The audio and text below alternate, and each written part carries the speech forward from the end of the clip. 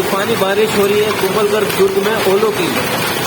ओले इतने सारे गिर चुके हैं कि पूरी तरफ बर्फ की चादर ढकी हुई है।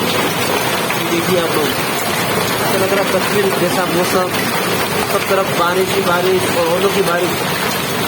बहुत बारिश हो रही है अभी यहाँ पे, आप देखिए।